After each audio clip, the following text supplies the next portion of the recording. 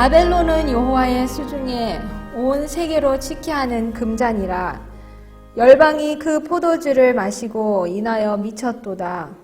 그 다음에 8절입니다. 바벨론이 졸지에 넘어져 파멸되니 이로 인하여 울라. 그 창상을 인하여 유향을 구하라. 혹 나으리로다. 그래서 계시록 18장에 나왔던 17장에 나온 그 잔을 그 손에 금잔이 있는 그 바벨론이 처음에는 하나님의 손에 있었던 금잔인데 여기서도 온 세계로 취하게 한다는 그 말씀이 나왔고 그 포도주를 마심으로써 온 세상이 미쳐버렸다고 그렇게 말씀을 하였습니다. 그래서 우리가 계시록 그 2장 3장에 나오는 그 7 교회들은 하나님의 교회, 하나님의 그 정결한 교회가 첫사랑을 잃고 점점 음행을 하게 되고요. 거짓 교리들을 또 가르침들을 또 하나님의 말씀과 인간의 철학을 섞는 온갖 이상한 철학자들을 교회에 들여오면서 하나님의 순수한 진리가 버가모와 드와디라 교회에는 점점 타락하는 그 결과를 보게 됩니다. 그래서 이 모든 변화가, 이건 좋은 변화가 아니고 나쁜 변화인데요. 이 변화가 하루 만에 이루어진 것이 아니라 주님께서 그 첫 제자들을 보내시고 난 후에 그 5세기 동안이나 그 변화가 점점 차근차근 이루어 나갔던 것을 봅니다. 그래서 538년에는 불법의 비밀이 완벽하게 확립이 돼서 1260여 년을 온 세상을 암흑 가운데로 이끈 큰 성 바벨론, 창녀들의 어미, 신비, 또 온 세상에 가증한 것들의 어미인 이 변화를 우리는 계시록 17장에서 다시 한번 보게 되는 것입니다. 그래서 이 하나님의 순수했던 교회가 타락을 하게 되고 또 그 사람들의 눈에는 번쩍하고 빛나는 이 세상의 영화로 가득 찬 무슨 금잔이 있지만 그 금잔 안에는 온갖 취약해 하는 무서운 독주가 있는 것을 여기서 보게 됩니다.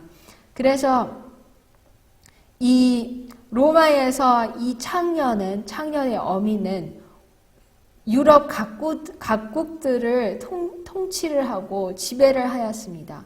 그리고 그 금잔에 있었던 독주로 사람들에게 실컷 먹였습니다. 그리고 그 독주를 마시기를 거부하는 사람이나 국가는 다 그의 피로, 자기의 피로 그 값을 치루어야 했습니다.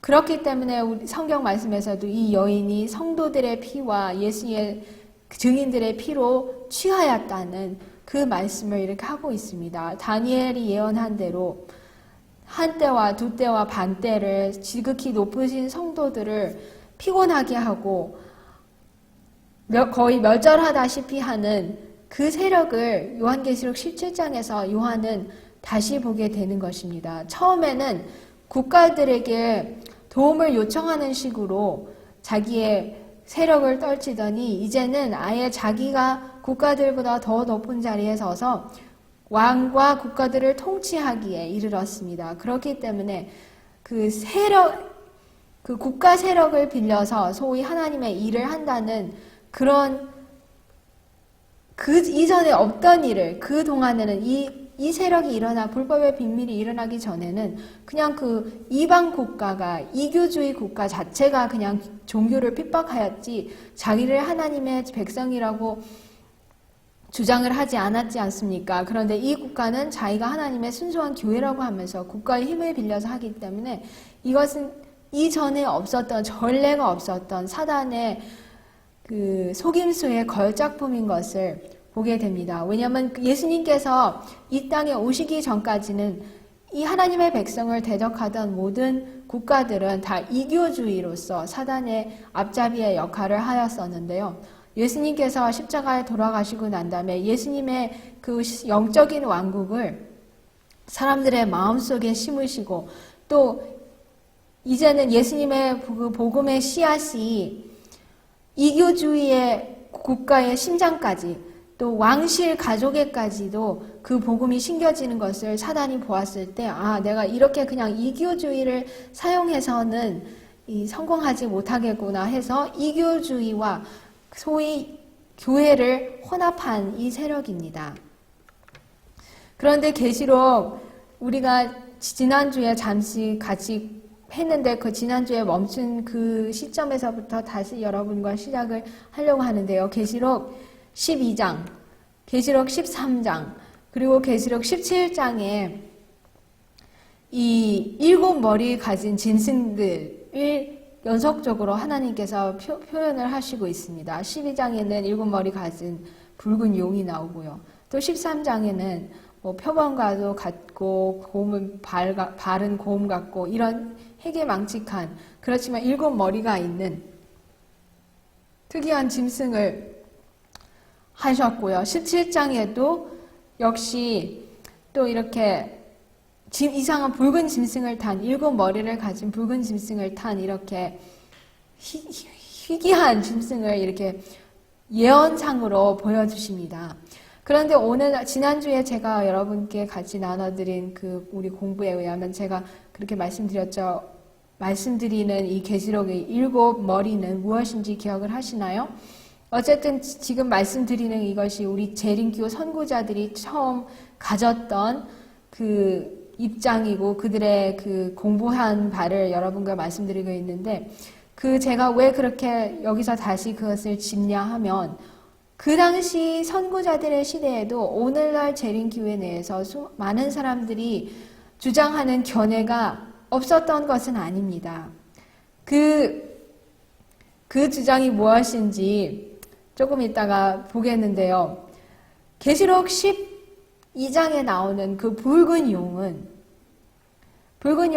물론 1차적으로 대쟁투 138쪽에 주님의 기별자의 말씀대로라면 1차적으로 용은 사탄 마귀를 상징한다고 우리가 12장 공부할 때도 배웠습니다. 그러나 예수님과 그분의 백성들을 이 1세기 동안에 AD 1세기 동안에 핍박한 그 세력은 로마 제국인데 특별히 그때는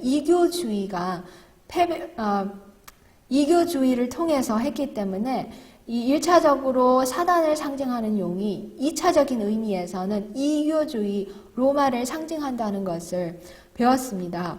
그런데 여기서도 특별히 그래서 우리가 이 용은 붉은 용은 특별히 이교주의 로마인 것을 우리가 알 수 있습니다. 왜냐하면 사단에 대해서 성경은 물론 이제 옛 뱀이라는 그런 표현들을 하고 또 용이라는 그런 표현들을 하지만 특별히 이런 붉은 용 또 이렇게 7머리가 있고 10뿔이 있는 그런 식으로는 표현을 직접적으로 하지 않습니다. 왜냐하면 에스겔 29장 3절에도 보시면 사단의 앞잡이였던 애굽 역시 큰 용이라는 표현을 하셨습니다. 그런데 이때는 7머리나 10뿔을 가졌다고 한 것이 아니라 이렇게 그 비늘을 가진 해괴망측한 강가에 있는 무슨 괴물처럼 그렇게 표현한 것을 에스겔 29장 3절에서 볼 수 있습니다. 그래서 하나님께서 특별히 하나님을 대적하는 그런 국가들을 애굽은 한 큰 용처럼도 하셨고 또 로마, 이교주의 로마도 굵은 용으로 표현하신 것을 우리가 볼 수 있습니다. 근데 왜 하필이면 7머리일까요? 여기 다시 한번 보시겠습니다. 지혜 있는 뜻이 여기 있으니 그 7머리는 여자가 앉은 7산이요 또 7왕이라 5은 망하였고 하나는 있고 다른 이는 아직 이르지 아니하였으나 이르면 반드시 잠깐 동안 계속하리라. 하나님께서 그 이사야, 예레미야, 스가랴 선지자를 통해서도 말씀하셨지만 이 산이라는 그 표현들을 상징들을 쓰신데 성경상 산이라는 것은 한 정부의 상징들입니다. 그 정부 머리의 상징들이라는 것을 우리가 볼 수 있는데요. 그 고대 로마의 역사가들 리비우스라는 역사가 BC 569년부터 AD 17년하고 타키투스라는 역사가 또 이 로마의 역사가였는데요. 이 사람들 역시 그 로마 국가의 로마 공화국의 여러 머리들이라고 언급함으로써 로마에 존재하였던 여러 형태의 정부들을 언급하였습니다. 이렇게 자기들의 역사 그 책들에서. 그래서 그 로마국의 여러 모양들 또는 머리들이라는 것은 로마에 존재했던 여러 형태의 정부들을 언급하는 것을 우리가 첫 번째는 성경에서 그렇게 하신 것은 이 역사가들도 그렇게 인정이 되는 것을 볼 수 있습니다. 또 기독교, 물론 모든 기독교 역사가들이나 주석가들이 맞다고는 할 수는 없지만 이 성경과 맞으면 그들이 맞다고 우리가 볼 수 있는데 그 1511년에 존재하였던 생존했던 이 개신교 주석가인 오시엔더라는 이분도 이 일곱 용의 그 계시록 12장과 13장과 17장에 나오는 그 용의 일곱 머리를 일곱 형태의 정부로 그렇게 표현을 상징을 하셨었습니다. 그래서 우리가 다시 한번 이 여자가 앉은 산은 일곱 가지 형태의 정부라는 그 의미를 그 성경은 항상 성경 예언을 해석할 때는 일관성이 있어야 되는데요. 그렇게 우리 재림교 선구자들이 그렇게 이해를 하였고 그게 가장 그 맞은 그런 해석으로 이렇게 볼 수 있습니다. 그래서 여자가 일곱 산은 일곱 형태의 머리 모양의 정부입니다. 지난주에도 보여드렸지만 로마 공화국이 일곱 가지 형태의 정부로 존재를 하였었는데 군주정치, 집정관 정치, 그 다음에 10대관 정치 또는 10도 정치, 그 다음에 독재 정치, 다섯 번째는 상도 정치, 그 다음에 그 다음에 다섯 번째는 재권 정치, 사도 요한의 시대에, 그 다음에 교황권 정치로 그렇게 존재를 하였던 것을 볼 수 있습니다. 그런데 일곱 머리에 관한 다른 견해들이 오늘날도 존재하는데요. 소위 첫 번째 머리는 바벨론이고 두 번째 머리는 메도 페르시아고 세 번째는 헬라, 네 번째는 이교 로마고 다섯 번째는 교황 로마, 그러면서 여섯 번째는 이거고 공산국가 이런 식으로, 그리고 여덟 번째는 다시 교황권이다. 이런 견해들이 오늘날 많은 재림교 내에서도 가르쳐지고 있습니다. 그런데 이 견해가 저는 오늘날의 사람들이 이제 이렇게 하나보다 했더니 이 재림교 선구자들의 시대에도 있었습니다. 똑같은 견해가, 다른 견해. 그런데 우리 교회의 그 리비언 헤럴드 편집장이셨던 유라이아 스미스 목사님께서 그것이 오늘날 이런 존재하는 많은 견해들이 합당치 않은 이유를 아주 잘 설명을 하셨습니다. 왜냐하면 그 당시도 그런 비슷한 견해들이 있었거든요. 새로운 상징들을 사용해서 이미 그 시대를 지난 옛 국가들을 소개하는 것은 성경예언상 전례가 없는 일이기 때문에 합당치 않다는 그런 결론을 내주셨습니다. 제가 한 예를 들을게요. 예언이라는 것은 무엇일까요? 예언은 장래에 일어날 일들을 미리 보여주는 하나님의 계시라고 우리가 그렇게 알고 있지 않습니까? 그래서 하나님께서는 여기 사진에 보시는 것처럼 다니엘의 시대에 다니엘 2장에서 또 여러 장들에서 이제 뒤에 나오는 장들에서 2장의 신상을 통해서 앞으로 존재할 국가들의 미래를 보여주셨습니다. 또는 또 똑같은 국가들은 이제 사자와 곰과 표범과 또 희귀망측한 이상한 짐승으로 또 보여주셨고, 또 다니엘에서도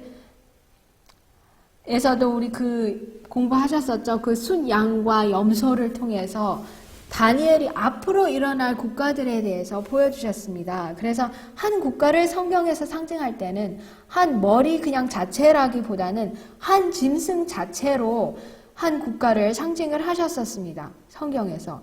그리고 성경에서 예언상 이제 짐승 자체로 그 국가 자체를 그렇게 보여주셨었고요. 옛날에 그러니까 그 계시를 받는 그 대상자의 시대에 이미 지났던 국가들에 대해서는 언급을 하지 않으셨습니다. 왜냐하면 예언은 앞으로 일어날 일들을 보여주셔야 되기 때문입니다. 그래서 다니엘 자신이 살던 동시대에 있는 바벨론으로부터 시작해서 미래에 있을 메데바사, 헬라, 로마 이렇게 앞에 일어날 일들을 보여주셨습니다. 그런데 만약 요한의 시대에 봤던 그 7머리가 이제 첫 번째 머리는 바벨론이고 메데바사고 헬라고 한다면 그거는 장래가 아니고 과거를 이야기하고 있는 것입니다. 예언이 아니고 그냥 이미 지난 역사를 이야기하고 있는 것이기 때문에 그것이 합당치 않다는 이루알 스미스의 목사님의 그 지적이 있습니다. 그렇기 때문에도 이것이 합당치 않다고 그렇게 그 목사님께서 거듭거듭 이렇게 표현을 해주셨습니다. 예언은 앞으로 이제 자기 시대에, 그래서 사도 요한이 보았을 그 17장에 그 7머리들은 자기가 살고 있는 동시대의 로마에 관한, 또 이미 이 같은 시대에 있는 그 로마에 관한 이런 관련된 7가지 형태의 정부들을 보여주는 것이 훨씬 합당하지, 이미 그 모든 그 역사가 끝난 그런 바벨론이나 그런 거를 보여주는 것이 아니라는 그런 말씀을 지적해 주셨습니다. 그래서 여기에 이 7왕이 5은 망하였고 하나는 있고 다른 이는 아직 이르지 아니하였으나 이르면 반드시 잠깐 동안 계속하리라는 그 10절의 그 말씀은 이렇게 또 재림교 우리 청구자들이 이렇게 해석을 하셨습니다. 로마 정부의 5개의 정부의 형태는 요한이 이성을 받았을 때 이미 지나갔었습니다. 물론 그 요한은 로마 국가의 기관이지만 그 5 형태는 이미 지났기 때문에 천사가 그렇게 표현을 합니다. 요한은 6째 형태의 정부에서 살고 있었죠. 그것이 무엇이죠? 제국주의, 재권주의 모양의 머리에서 살고 있었습니다. 요한은 도미티아누스 황제 예시대의 바모섬으로 유배를 당해서 그 AD 90 몇 년쯤 계시록을 이렇게 저술을 하셨었습니다. 그래서 5개는 이미 지났다는 것은 5개의 형태의 그 정부, 아까 보신 여기 군주정치, 집정관 정치, 10대관 정치, 독재 정치, 3도 정치가 이미 지났다는 그런 뜻입니다. 그런데 로마 제국이 영광의 보좌에서 전락하고 제국주의 형태의 정부가 불명예스럽게 절멸되자 수도 로마는 약 60년간 라베나의 총독 테수라는 칭호를 가진 비잔틴 황제의 부관에 통치를 하였었습니다. 이 기간은 그 뒤를 이을 500년의 제국주의 통치나 1260년의 교황권 통치와 비교했을 때 아주 짧은 기간입니다. 이 역사가들이 많이 빼놓는 이 로마 역사의 한 면이 있는데요. 이 면이 뭐냐면 제국주의와 그러니까 로마 시대, 사도 요한 시대의 그 이교주의, 제국주의 또는 그 뒤에 있을 500년간의 제국주의, 이제 이교주의와 교황권주의가 혼합이 되는 그 제국주의, 그 기간 사이에 60여년 이 라베나의 총독이라는 이 비잔틴 황제의 부관이 잠시 통치를 하였답니다. 그 기간을. 그래서 그 천사가 말하는 아직 이르지 아니하시나 이르면 반드시 잠깐 동안 계속하리라. 그것이 이 2번째에 나오는 그것을 의미하고 있는 것을 천사가 말씀한다고 이런 해석을 하였습니다. 그래서 그때 3번째 국면에 이른 짐승, 교황권 형태를 8째 머리라고는 하지만 이제 천사가 말하는 그 8째 머리라고는 하지만 그것이 7지에 속한 그 교황권 정치가 다시 이게 잠시 숨겨졌다가 다시 돌아오는 그 과정을 천사가 그렇게 설명하고 있는 것이라고 그렇게 해석을 우리 재림교 선구자들이 하였습니다. 그래서 조금 있다가 우리가 보시게 될 이제 왕국이 있는데요. 아까 제가 그 설명드린 전에 있었다가 시방 없어진 짐승은 8째 왕이니 7 중에 속한 자라 저가 멸망으로 들어가리라.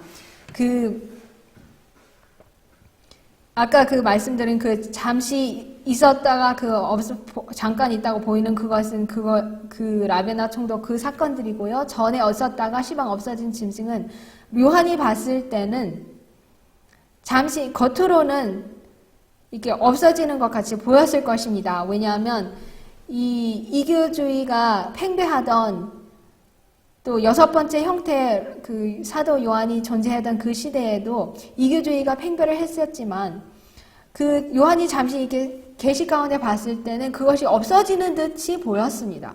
그 이교주의가 없어지는 듯이 보였는데 잠시 동안 이렇게 그런 변화의 그런 과정을 거치더니 다시 돌아와서 이제 다시 이렇게 온 세계를 지배하는데 교황 자체는 그냥 침례를 받은 이교주의이기 때문에 8째 짐승이지만 7에 속한 7번째 내내 7번째 왕이라는 그런 의미에서 그렇게 표현을 하신 것으로 우리 재림교 선고자들이 표현을 하였습니다. 그런데 여기에 보시면 그 열왕이라는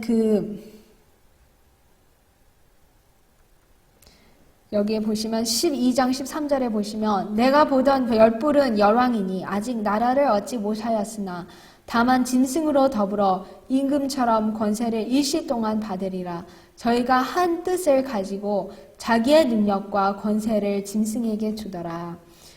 아까 잠시 언급을 하였었는데요. 여기 열왕, 열발가락 또는 열왕이 이렇게 표현이 되는데요. 476년부터 존재하던 아까 잠시 언급을 하였죠.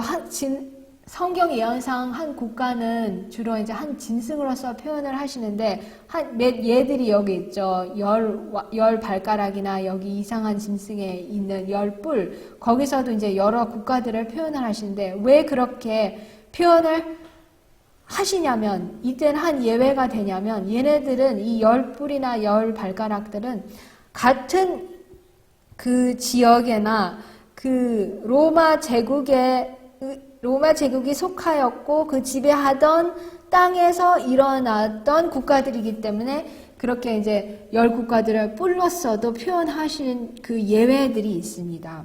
그런데 그 다른 국가들, 이 열 왕이나 이 열 국가들은 서로마 제국의 그런 잔해에서 일어난 국가들이기 때문에 그렇게 열뿔로 열왕으로 표현을 하실 수가 있지만 바벨론이라든지 메데바사라든지 헬라라든지는 이렇게 완전히 물론 그 국가의 속성들이 그 다음 국가에서도 이어지고 또 이어지기는 하지만 완전히 다르기 때문에 그렇게 표현이 되지 않은 것을 볼 수가 있습니다.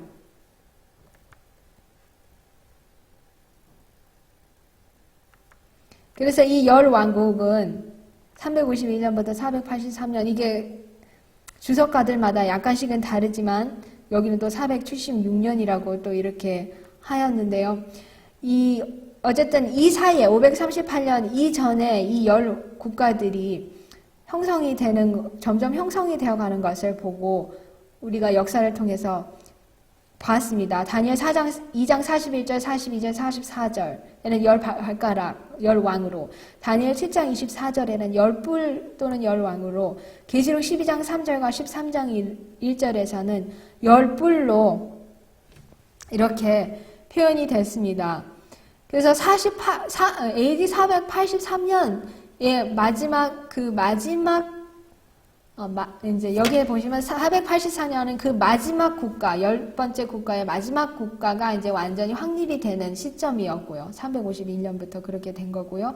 45년 이후에 538년에는 이제 교황청, 이 굳건하게 자리를 잡는 것을 보게 됩니다. 그런데 한 뜻을 가지고 자기의 능력과 권세를 짐승에게 주더라. 오늘날 이제 재림교회 내 많은 견해들은 이것을 앞으로 일어날 장래의 일로다 이렇게 저희가 한 뜻을 가지고 자기의 능력과 권세를 짐승에게 주더라로 이렇게 의미를 하지만 이것이 첫 번째 의미로는 우리 재림교 선고자들은 이미 지났던 이 538년 이전에 열 왕국이 확립되는 그 과정을 계시록에서도 똑같이 표현하고 있는 것으로 그렇게 이해를 하였습니다. 그래서 다니엘 8장 또는 7장의 이런 열 왕국의 그 표현들이 계시록 17장 12절 13절에서도 같은 그 평행선을 이루어서 성경을 풀어주는 그런 예언으로 우리 재림교 선교자들은 이해를 하였습니다. 왜냐하면 우리도 이 역사를 보셔도 이 열 왕국이 교황권을 도와주지 않았더라면 교황권이 538년부터 존재할 수가 없었거든요. 이것을 봐도 이 말씀이 합당하다는 것으로 저는 그렇게 생각이 믿겨지는데요. 왜냐하면 또 일시동안이라는 이 단어 때문에 사람들은 뭐 1시간 동안 임금처럼 권세를 받으라고 생각을 하면서 미래로 적용을 하지만 이 일시동안이라는 이 헬라어가 여러 의미가 있습니다. 누가복음 22장 53절에 보시면 내가 날마다 너희와 함께 성전에 있을 때에 너희 손을 대지 아니하였도다. 그러나 이제는 너희 때요 어둠의 권세로다. 이 일시 동안이라는 이 단어가 계시록에 나왔던 그 단어가 또는 때라는 것으로도 사용이 되어집니다. 이것을 볼 때 일시 동안 왕과 더불어 같이 권세를 받는다는 것은 그 같은 때에 일어나서 같이 이렇게 온 세상을 점령한다는 그런 뜻으로 해석이 되어집니다. 꼭 1시간이라는 그 생각보다는 그 같은 때에 존재를 할 것이라는 그런 의미로 우리 재림교 선교자들이 해석을 하셨습니다. 그래서 요한의 시대에는 아직 읽지는 않았었습니다. 왜냐하면 여기 내가 보던 열불은 열왕이니 아직 나라를 얻지 못하였습니다. 요한의 시대에는 아직 이 열 나라가 아예 존재하지도 않았었죠. 아직 이교주의 로마였기 때문에. 그래서 그 의미, 이 천사의 그 의미가 이것과 이 시대적으로도 맞아 떨어지는 것을 볼 수 있습니다. 요한의 시대에는 아직 일어나지 않은, 아직 나라를 받지 않은 이 열 왕국이 이제 미래에 하나님께서 보여주시는 것이고, 교황권과 같은 때에, 이렇게 같이 활동을 할 것이라는 그래서, 자기의 능력과 권세를 짐승에게 주더라. 한 뜻을 가지고 이 나라들이 538년 이후로 교황권과 특별히 그 주위의 그 열 나라들이 교황권과 협력을 하고 자기의 모든 능력과 권세를 주었기 때문에 교황권이 그들 위에 군림을 하면서 1260여 년이라는 그런 긴 세월 동안 하나님의 백성들을 핍박하고 온 세계에 암흑을 넣고 순교자들을 많이 내는 일들이 이 열 나라와 협력을 하였기 때문에 가능하였다는 것을 우리는 역사를 통해서도 봅니다. 그렇기 때문에 천사가 말씀하신 한 뜻을 가지고 자기의 능력과 권세를 짐승에게 주더라를 이 1260여 년간 동안에 같은 때에 존재하면서 이렇게 같이 협력을 해서 이렇게 싸우는 그런 것으로 표현을 하십니다. 근데 여기서부터 17장 14절에 저희가 어린 양으로 더불어 싸우려니와 어린 양은 만주의 주시오 만왕의 왕이심으로 저희를 이기실 터요 또 그와 함께 있는 자들 곧 부르심을 입고 빼내심을 얻고 진실한 자들은 이기리로다는 그 말씀은 여기서부터는 재림교회 선기자들도 역시 미래로 해석을 하셨습니다. 여기 12절, 13절까지는 이 종교개혁 동안까지에 같이 있었던 것을 해석하시고 14절부터는 앞으로 일어날 그런 사건들로 해석을 하십니다. 그런데 그것을 이중 적용을 또는 할 수가 있는 게 이 가려보면 기별 3권 392쪽에 보시면 저희가 이 똑같은 이 12장 12절 13절의 말씀 저희가 한 뜻을 가지고 짐승을 도우리라는 그것을 이 또 현재 과거와 장래에 적용하는 것을 볼 수 있습니다. 저희가 한 뜻을 가지고 우주적인 연합의 띠, 한 큰 조화, 사단의 힘의 연합이 있게 될 것이다. 저희가 자기의 능력과 권세를 짐승에게 주더라. 제가 아까 말씀드렸죠. 이것을 재림교 선교자들은 과거에 적용을 했었다고. 근데 이 주님의 기별자도 이렇게 표현을 하십니다. 이러하여 과거에 교황권이 로마주의자들의 의식과 종교적 의식에 동화되기를 분연히 거절한 자들을 핍박할 때 나타냈던 것과 같은 동일한 독단적이고 강압적인 힘이 종교적 자유, 양심의 명령에 따라 하나님을 경배할 자유에 반대하여 나타날 것이다. 과거에도 그래 했듯이 앞으로도 동일하게 독단적이고 강압적으로 하나님을 믿는 사람들을 핍박할 거라는 이런 영감의 말씀을 볼 수가 있습니다. 그래서 과거에도 이렇게 하나님의 백성들, 하나님의 율법을 옹호하고 그 하나님을 위해 섰던 사람들을 핍박했듯이 앞으로도 그럴 것이라는 이중 적용을 저는 이렇게 할 수 있지 않나, 이 말씀을 토대로 이렇게 믿게 됩니다.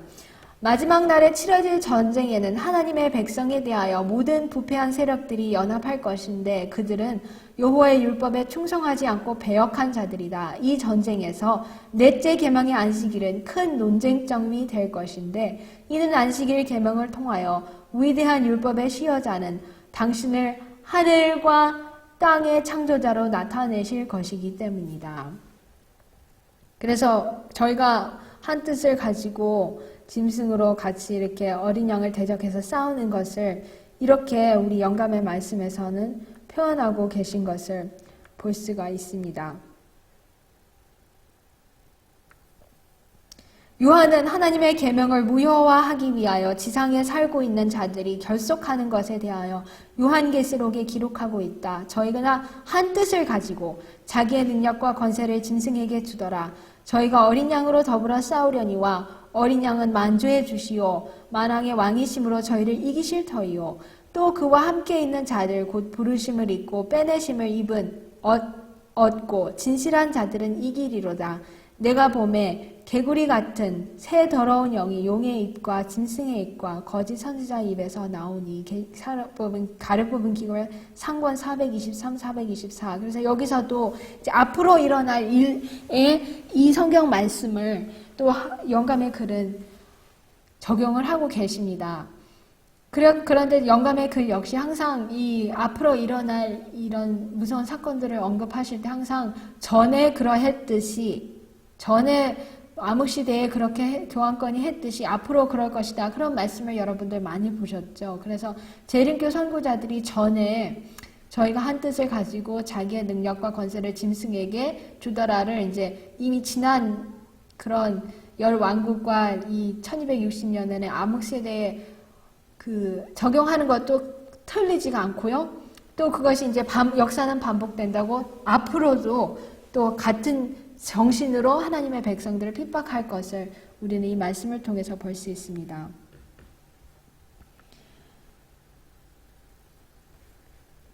그래서 하나님께서 축복하지 아니하신 날인 우상, 안식일을 높이고 경배하는 모든 자들은 하나님께서 주신 그들의 모든 능력, 그들이 잘못된 사용에 악용하는 그 능력을 가지고 마귀와 그의 천사들을 돕는다. 그들은 그들의 지각령을 가리우는 다른 영에 의하여 감동을 받아 일요일을 높이는 것이 전적으로 천주교의 제도임을 보지 못한다. 그럼 아까 그래서 이것을 우리가 이제 그 마지막에 있을 대쟁투의 그 하나님의 계명과 거짓 계명과의 그 대쟁투에서 그 인간이 세운 제도와 인간 정보와 또 하나님을 믿는 그 소수의 무리가 이게 충돌하는 그것을 볼 수 있습니다. 그럼 마지막 14절에 말씀하신 부르심을 입고 빼내심을 입은 진실한 자들은 이기리라고 했는데 그런 사람들은 과연 어떠한 사람들일까요? 영감의 말씀에서 우리가 이것이 이 17장의 한 핵심이라고도 할 수 있죠. 왜냐하면 부르심을 입고 빼내심을 입고 진실한 자들은 어쨌든 그 모든 세력을 이길 것인데 그런 사람들이 어떻게 돼야 될까요? 어떻게 해야 그런 사람이 될까요? 얼마나 말할 수 없이 귀중한 일인가. 만일 우리가 그런 교제를 구하고 그것을 얻기 위하여 어떤 희생도 불사할 것 같으면 그 교제를 누리는 것이 우리의 특권이다. 초기의 제자들은 그리스도의 말씀을 듣고 그분이 필요함을 느꼈다. 그들은 그분을 찾고 발견하고 따랐다. 그들은 집에서, 식탁에서, 골방에서, 들에서 그분과 함께 있었다. 그들은 교사와 함께 있는 학생들처럼 그분과 함께 있었다. 날마다 그분의 입술에서 거룩한 진리의 교훈을 받았다. 그들은 마치 종들이 그들의 의무를 깨닫기 위하여 주인을 쳐다보듯이 그분을 바라보았다. 그들은 즐겁고 기쁜 마음으로 그분을 섬겼다. 그들은 훌륭한 병사들이 그들의 사령관을 따르듯이 그분을 따르고 믿음의 선한 싸움을 싸웠다. 그들은 그와 함께 있는 자들, 곧 부르심을 입고 빼내심을 얻고 진실한 자들이다. 자, 이런 사람들이 부르심을 입고 빼내심을 얻고 진실한 자들입니다.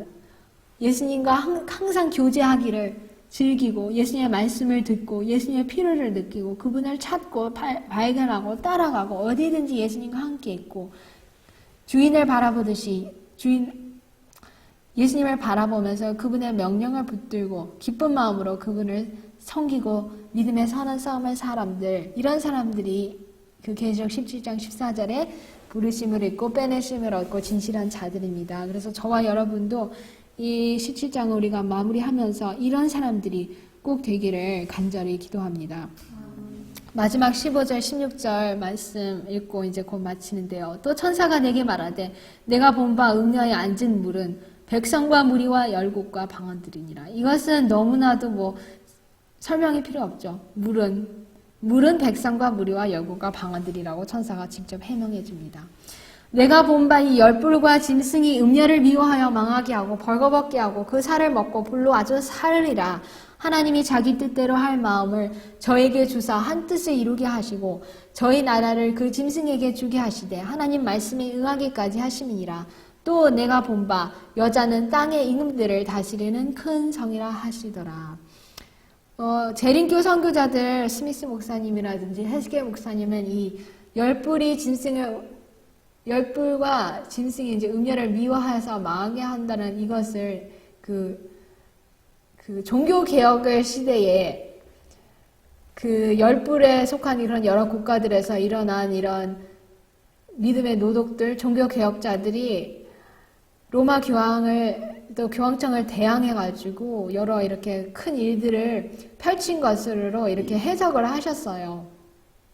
그래가지고 그것 때문에 마지막으로 이제 1798년에 그 짐승의 그 머리가 상하게 되는 그런 것으로 이렇게 해석을 하셨었습니다. 그러면서 이제 더 이상 이 1260여 년 동안에 그 짐승이 치리하던 것처럼 그런 식으로는 더 이상 그런 명성과 이런 정치적인 세력과 이런 것을 떨치지 못할 거라는 그런 해석을 하셨거든요. 그래서 이제 오늘날은 영적인 한 세력으로 이렇게 계속 군림을 하면서 그 불바다에 들어갈 것이라는 그런 이렇게 해석들을 하셨거든요. 근데 이 해석에 관해서는 글쎄요, 저도 이것이 확실하다, 우리가 시간을 두고 지켜봐야 되겠습니다. 그것이 진짜 이제 종교 개혁 시대 동안에 음녀를 미워해서 망하게 하고 벌거벗게 하고 그것이 그때 해당한 건지 아니 앞으로도